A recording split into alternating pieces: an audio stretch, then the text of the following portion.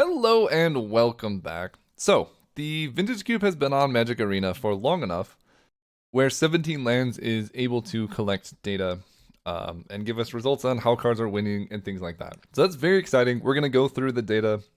This is going to be just a kind of a quick overview because we only have a week's worth of data. Let me know if you want to see like updates based on how this evolves over time and things like that. Because I would love to do that. I love talking about data and going into the depths of it. I want to get a couple disclaimers out of the way because data can be really misleading. Depends on what you're measuring. It's really easy to lie with statistics and all of that. So I want to get a couple disclaimers out, like how to read the data, things to be careful of, and stuff like that before I get into the discussion because it's easy to get the wrong idea for some things here. First, we're measuring win rate in hand, opener, or drawn. And so this percentage doesn't say, time walk is better than recall. What we're measuring specifically is how many times when time walk ends up in your hand, do you win the game and do you lose the game? That's what this percentage is. So 63% of the time, when time walk ends up in your hand, you win the game. That's what we're measuring. A couple ways this can go wrong. Cards you don't want in your hand. So, for example, if you're playing a Tinker deck is the most obvious, like Portal to Phyrexia. You're not trying to hard cast this card. You want it in your deck. So, just because Portal to Phyrexia has a 47% card in hand win rate, doesn't necessarily mean that it's a bad card. It just means it's a card you don't want in your hand. But you can win games without having this in your hand, right? You can tinker it out. So this data skews like cards you don't want to draw, skews their win rate down fairly substantially. Because drawing an Ulamog, actually that is one you would want to draw. So I guess just don't play Ulamog, it's bad. But tinker targets like this, or Triplicate Titan, Sundering Titan, these are going to be performing slightly better than the data shows because you win with them more when you don't draw them than when you do. You're not often hard casting them. Couple other points. It feels like the data doesn't. You would expect of all the data, you would expect like the most mid card in the cube to have a 50% win rate, but the data absolutely seems like it skews higher than 50%. Because there's. I'm trying to think. Let's see if there's like a fetch or something. Like the data, there's some cards like this huge chunk here that seems around like 52. There's also a big chunk of cards right around like 53 or 54. And I think you got to think about how 17 lands collects the data because 17 lands lets you opt in to collect data from your drafts. And they put that into a pool and then they get all the information from like, oh, me and Greg, we both signed up to allow it to draft. So it combines our information and builds this out of it. But that's selecting for a couple different things. Number one is serious players because, if you only do one draft on Arena ever, you like sign up, play Vintage Cube, you hate it, you go 0-3, you probably didn't realize to like sign up to 17 lands to have them collect your data. Whereas if you're like a regular grinder who's drafting 10 times a day, you've probably signed up for 17 lands. So I would expect, because it's getting data from more serious players who draft more often, that the data would skew a little bit higher towards higher win rates. So that being said, I'm just off of the data. I don't have any specific statistics for this yet, but it seems like the average win rate is around 53 or 54 from what we're seeing. Like Grim Monolith, all of the duels, like these are cards that you just kind of put in whatever decks. So 54 seems to be where you would expect 50 to be, but I think given like the data sampling and bias, it's just a little bit higher than you would expect if you had perfect data, like Magic Online has. So getting that out of the way, and then the last point to get out of the way is archetypes evolve and change over time. This data is only from 10.03 to 11.03, so it's like the first week and a half that the cube has been live. So even if this data was perfect, which is not complete, data can change over time, right? Like, I mean, spoilers, white-red is the best archetype by a mile right now. Like, it's unbelievable how good red and white are. But that could change as the metagame evolves. So we want to look at the data over time to see, does Death Greed's champion maintain a win rate above Time Walk or not? That tells you a lot, a lot of information. Okay, all that out of the way, let's dive into the cards. As I mentioned, red white is crushing it. So this is like each color, and this is the card's win rate. Besides Time Walk Ancestral, the top cards are red white by a mile, except for Minsk and Boo. Red white all the way down until Mana Drain, and then Tinker Barrowgoyf, and then Psychic Frog, Fractured Identity, and Baby Teferi. Besides those cards, the top cards are all red and white all the way down to here. So the archetype itself is crushing it. Now, does that mean, where is it? Does that mean that Figure of Destiny is a better card than Tinker? Not necessarily. What it means is decks that can play Figure of Destiny are performing better than decks that can play Tinker. Or decks that have Figure of Destiny perform than Tinker. That could mean like the good players tend towards red-white, and the less good players tend towards blue. Like there's a couple different reasons why a card can have a higher win rate than another card. So it doesn't mean that Figure of Destiny is broken, but it means decks that play this card are crushing it. Like Psychic Frog is much stronger than Figure, but you can only put Psychic Frog in decks that can cast a blue and black card. And if you look at, all of the top cards are red and white by a mile, Psychic Frog is really good to make it worth putting blue and black in your deck when blue and black are not even in the top like 3 tiers of cards to any meaningful metric. And a great indicator of how dominant the red-white archetype itself is Sunbillow Verge. So if we look at this data over here, this is really telling. Sunbillow Verge has a 60.6 win rate. Inspiring Vantage as well. And these are both higher than Plateau and Sacred Foundry. Now, this could be still we don't have enough data for sample size to differentiate between them. But I think it's also an indicator, like, you can play Plateau in a wide range of decks because it's a better card, you're going to take it higher. And you might be using Plateau to, like, splash red in your, like, blue-white deck, and then now you're playing Jeskai. Whereas, like, Sunbillow Verge requires you to have a mountain or a plains. So you're going to take this card more often when you're in red-white, as opposed to just in any general deck. Same with Inspiring Vantage. Like, these are later picks. And so when you do take them, it's more likely you're playing red-white. Whereas Plateau, like you can see, Plateau has more data. Like, you're more likely to take this in general and use it to fix for like weird mana from fetches. But you're only playing this in red-white. So this basically just tells us red-white is crushing it. If you want to win, at least in the current cube metagame, red-white is winning so much. Yeah, so there's not a lot to say about these cards. I mean, this is just the archetype is winning. Like, these cards are crushing it. The archetype is busted. What's really interesting to me, and I want to see how this unfolds as we get more data, is Death Greed's Champion being the best red card is very surprising to me. I would have expected like Gut, Bombardiers, that kind of thing, but we'll see what happens. There's also some more information we got to take in about these cards. Cards like Monstrous Rage. So Monstrous Rage has a very high win rate, 61.5%. You'll notice if you look at the game in hand win rate, it has much less sample size, only 1,700, compared to something like Ragavan is 4,800. So people are drafting and playing Ragavan 3 times more than people are drafting and playing Monstrous Rage, number 1. And number 2, this doesn't necessarily tell us that Monstrous Rage itself is a good card. This could just be saying the archetype that Monstrous Rage is played in is good. So what if we can get more data, I'm not going to do it now, but once we get like a couple weeks of data, I can go through and hopefully do this. I don't know how the data is broken down.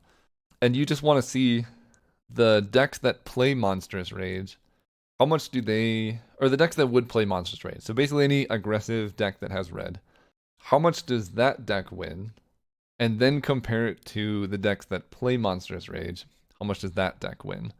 I guess the easiest proxy for this is looking at the overall win rate of red as a color, and then comparing Monstrous Rage to that win rate. It still might be higher. I mean, it's in the top like 5 cards, so maybe this card is good. The sample size is lower. I could just be wrong. Like maybe this card is just crushing it, and I'm absolutely wrong about this being worthless. Let's see what happens. I mean, it's winning more than Lightning Bolt currently, so maybe the best strategy is just instead of waiting to kill your opponent's stuff, just pump your own stuff, attack hard, and kill them before anything else can happen. That is totally possible. Okay, so going aside that, like Black Lotus to me is surprising that it's so much higher than Soul Ring Mana Crypt because my pick order was reversed, but it's totally possible that Black Lotus is just playable in any deck, and it lets you, like, you can Black Lotus a Minsc and Boo turn 1, whereas Soul Ring makes you wait until turn 2 to Minsc and Boo, and you need, like, the correct colors for it. So yeah, maybe I'm too low on Black Lotus and not high enough, or too high on Soul Ring Mana Crypt. I don't think it matters, like, you're gonna take whichever you can, but given this data, I might start taking Black Lotus over Soul Ring Mox Ruby. And I think Black Lotus is slightly better than Ancestral given this data. Worth noting, Broadside Bombardiers way overperforming the Moxen. Mox Emerald 60%. This is 63. So I think, and I posted a video where I took Broadside Bombardiers over a Mox and people got really mad, but preliminarily, the data supports this pick. Preliminarily. We'll see what more data brings out and things like that, but this archetype is absolutely killing it right now. Mana Drain is the best non-power blue card. That kind of makes sense. Then Tinker, which also makes sense. Barrogoyf is the best non-power black card right now by a fairly significant margin. Then we get down into Flash. So there's two things here. I famously hated on Flash for being like a 2-card combo. And it's totally possible I'm wrong. The data suggests Flash is winning a modest amount. Actually, a pretty high amount. There are two things we need to look at here because we're not measuring how good Flash is as a card. We're measuring how often does Flash win when you have this card in your hand, right? And same with Tinker. Tinker's kind of in a similar boat where if you build your deck around Tinker and you don't draw Tinker, how much are you winning? Because, a Tinker deck, when you draw Tinker, you're super happy about. Same with the Tellurian Academy deck. Like, Academy ranks really highly, because when you draw Academy in an Academy deck, you're unbeatable. But there is a deck building cost to putting these cards in your deck, and so that's where we just got to remember what we're measuring. It's how much you win when this is in your hand. Because if you had a Tellurian Academy deck and you could put it in your opening hand every time, you'd be super happy. Same with Tinker, same with Flash. So to get a little bit more indicator of how these cards are looking, because Flash specifically, Tinker is hard to measure because the payoffs don't have to be in your opening hand. For Flash, they do have to be in your opening hand. So if we go down to the bottom, way down here, we do see some of the Flash payoffs. Vaultborn Tyrant, well below the average win rate. You're not flashing in a Gristlebrand, so not that one. Woodfall Primus, similar type of Flash target. Then we go up here. I don't think any of these are Flash cards. None of these. Atraxa. This one, it's hard to say if it's like below average or right at the average. Atraxa, Torsten. Where's Atali? Atali, similarly below average win rate. I don't know if this is exactly average, but it's either below average or at average.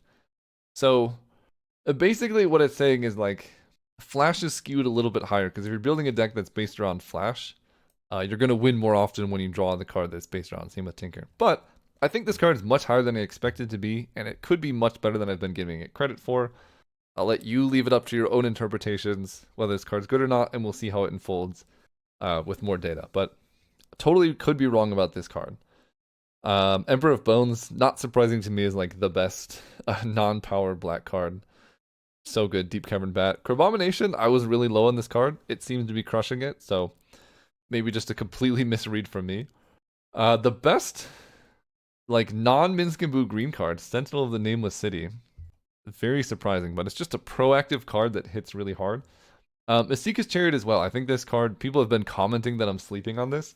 This win rate is very high, so I might give it a shot. Territorial Kavu. Part of me just wonders if this is because there's red in the cost, why it's winning so much. Like you're only playing this in a deck that has red, and red is just crushing it. I don't know, but this card maybe is good. What are some other cards? Skullclamp winning 58% of the time, very surprising to me, but that's what the data says. So this could just be a good card, and I'm undervaluing it. Definitely open to it. Then we get down into where like the actual chunk of blue and black are. It does seem to be, at least the way the data is, that green is the lowest performing color because we have like 4 green cards in the top like up to like C plus tier. Bloodbraid Elf again, I think that's just because there's red in the casting cost. The best black cards do tend to be based around reanimation specifically. Demonic Tutor, Animate Dead, Reanimate Necromancy. So Shallow Grave, nor to be found. Although I think Shallow Grave's not in the Arena Cube. So those are there, but what's interesting to me is Entomb is actually lower. But only slightly lower, so it could just be like, we don't have enough data yet. But it appears to be that Reanimator is like the most winning thing you can do in black, aside from Barrogoyf, Emperor of Bones, Shieldred, that kind of thing. So I could also be wrong about that. Reanimator could be good. It's hard to say again because these are the best Reanimator payoffs, and the Reanimator targets, like Gristlebrand, aren't winning. Their win rate when in hand is pretty low. Obviously, you want to Entomb Reanimate them, but it's like a Reanimator deck is going to be great when you draw Reanimate, but how good is it when you're not drawing the Reanimate and the Entomb? That's what we need the data for to see.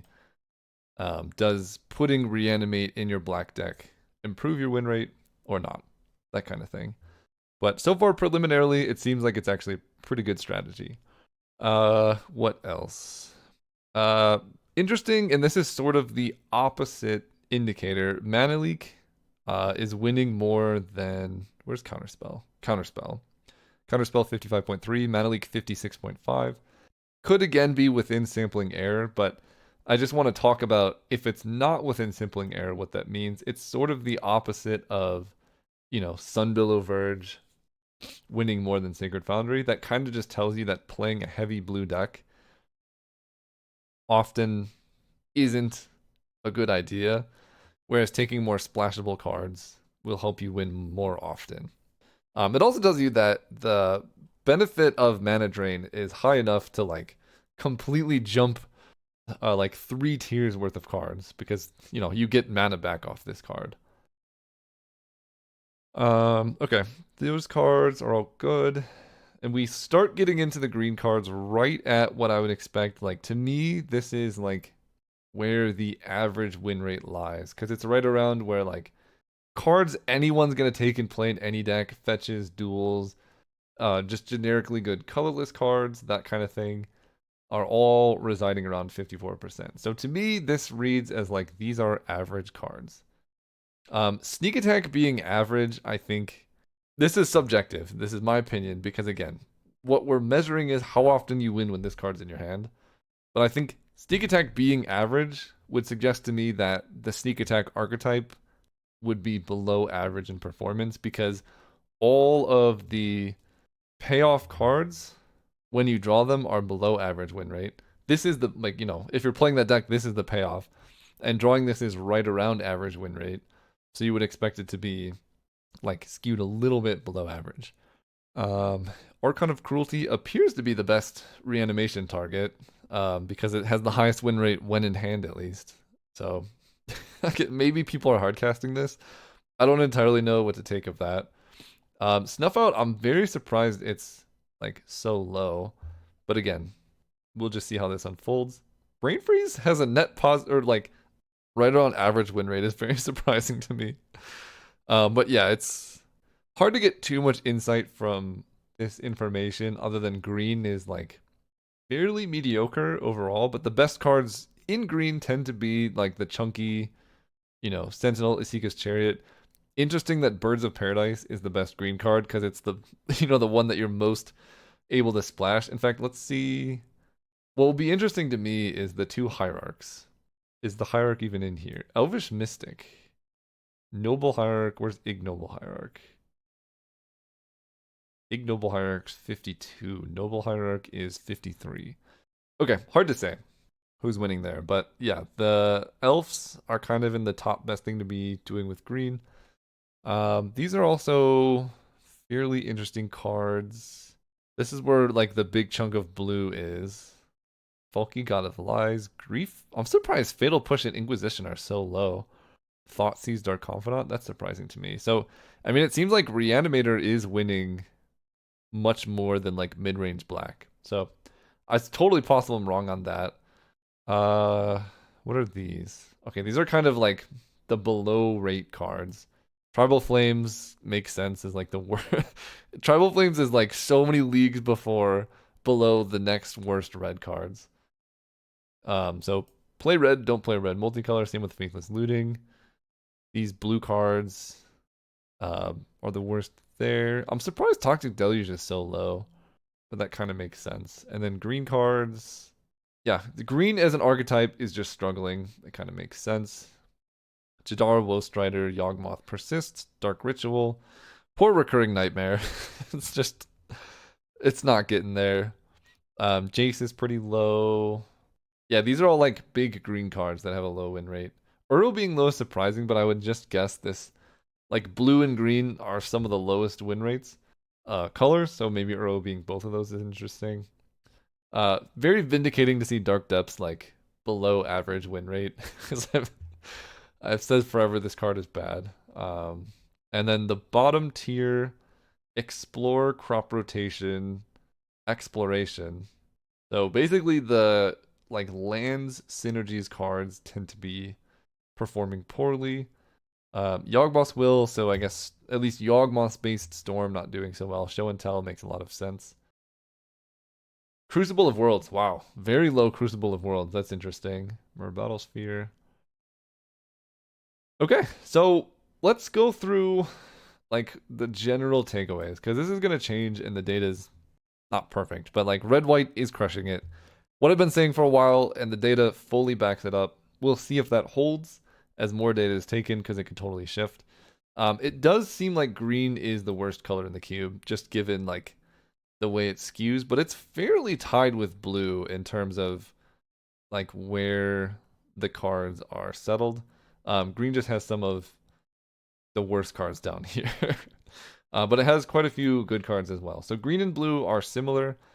Black also is in the lower. It's just like red white is so much better than everything else that it doesn't even really matter like what else you're doing.